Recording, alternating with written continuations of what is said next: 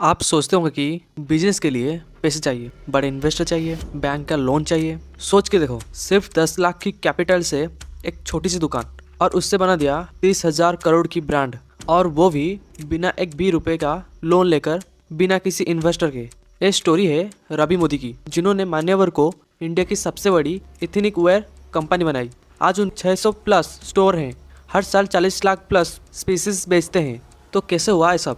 कैसे एक पापा की दुकान छोड़ने के वाले एक लड़के ने एक बहुत बड़ा एम्पायर बनाया? आज की इस वीडियो में हम डिस्कस करेंगे मान्यवर की एक टॉप 4 बिजनेस स्ट्रैटेजी और 5 पावरफुल बिजनेस लेसन जो आपके बिजनेस को भी नेक्स्ट लेवल पे ले जा सकता है। तो बिना टाइम वेस्ट किए शुरू करते हैं। रवि की पापा के कोलकाता में एक छोटी सी 140 स्क्वायर फीट की कपड़े की दुकान थी। रवि जी का बिजनेस का फर्स्ट स्कूल यही था। 13 साल की उम्र से ही वो दुकान पे आने लगे। उन्होंने वहाँ 9 साल काम किया, सेलिंग सीखी। उनका एक फेमस प्रिंसिपल था, अगर कस्टमर एक शर्ट लेने आया है और तुमने एक ही बेच दी तो तुम पोस्टमैन हो, उसे 3 शर्ट बेचो तब तुम सेल्समैन कहलाओगे। ये है क्रॉस सेल और off sell. Business lesson number 1, business practical experience से सीखो। बिजनेस कोई रॉकेट साइंस नहीं है, एक कॉमन सेंस है। मार्केट को समझो, इसीलिए जितनी जल्दी शुरू करोगे उतना अच्छा। चाहे फैमिली बिजनेस हो या एंटरशिप, मार्केट आपको सब सिखाएगा। जब भी पापा बाप बेटे साथ काम करते थे, विचार अलग अलग होते हैं। रवि मोदी ने देखा कि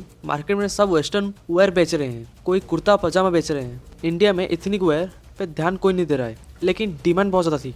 उन्होंने पापा से कहा, पापा एथनिक वेयर भी रखेंगे। पापा माने नहीं।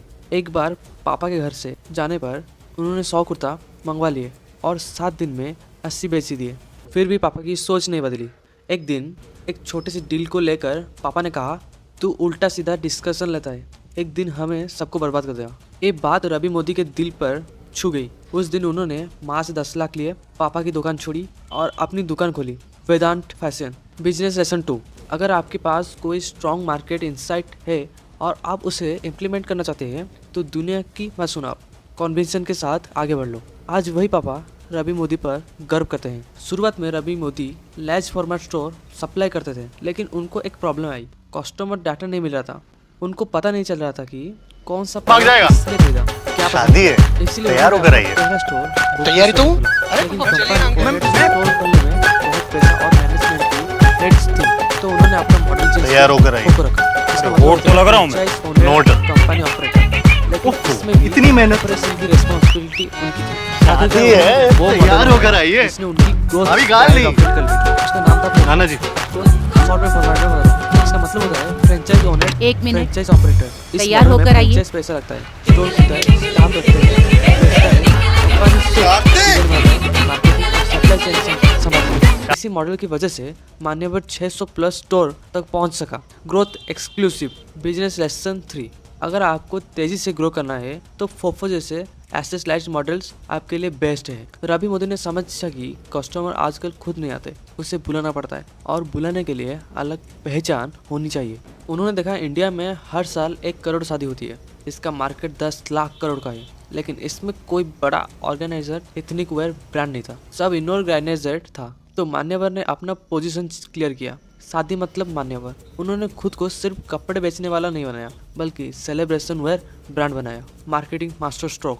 पहला है टारगेटिंग। उन्होंने पैसे वाले ऑडियंस को टारगेट किया, मल्टीप्लेस में एड शुरू किए। दूसरा है सेलिब्रिटी इंडोर्समेंट। विराट कोहली को 2017 में साइन किया, फिर अनुष्का शर्मा को मोहे ब्रांड लॉन्च किया, वो भी महिलाओं के लिए। और तीसरा ये था कि पोर्टफोलियो एक्सपेंस, अलग ऑडियंस के लिए अलग ब्रांड। मान्यवर के लिए मेंस प्रीमियम लुक, मोही के लिए वोमेंस से। चौथा था डिवाइड फेस। यूथ को अट्रैक्ट करने के लिए कार्तिक आर्यन, रणवीर सिंह। वुमेन को अट्रैक्ट करने के लिए Alia Bhatt. Business number lesson 4, marketing एक अम्ब्रेला में नहीं होती, हर प्रोडक्ट की ऑडियंस अलग होती है। पहले एक सेगमेंट को पकड़ो, उससे मास्टर करो, फिर अगले को एक्सपैंड करो। मान्यवर का सबसे कमाल स्ट्रैटेजी है डाटा का यूज़। जब से उनका पहला स्टोर खुला तब से वो हर चीज़ ट्रैक करते हैं कि सिटी में कौन सा कलर, डिज़ाइन, प्राइस रेंज से चलता है, विंटर में क्या बिकता है, समर में क्या, हैदराबाद में दिवाली के टाइम में ट्रेंड क्या है, मुंबई में क्या है। इस डिटेल डाटा को वजह से आज इतना बड़ा मार्केट बन चुका है। उनका ऑन सोल्ड इन्वेंटरी में 3% रहता है। एंड ऑफ सीजन में जैसे स्केल लगती है, बेच देते हैं या स्टॉक को डोनेट कर देते हैं या नहीं तो डिस्ट्रॉय कर लेते हैं। हर सिटी के हिसाब से स्टॉक मैनेज होता है। बिजनेस लेसन नंबर 5, छोटे बिजनेस में तुक्का चल सकता है, लेकिन बड़ा बिजनेस बनाने के लिए डाटा के बिना कुछ नहीं होगा। आज से ही डाटा एनालाइज करना शुरू कर दो। 2003 में जब रॉबी मोदी ने पैसा कमाना शुरू किया तो उनकी इच्छा थी कि नई गाड़ी लेने के लिए, लेकिन उन्हें सोचा गाड़ी लेके करूँगा क्या, बिजनेस में लगा देता हूँ। उन्होंने सारा पैसा बिजनेस में री इन्वेस्ट कर दिया।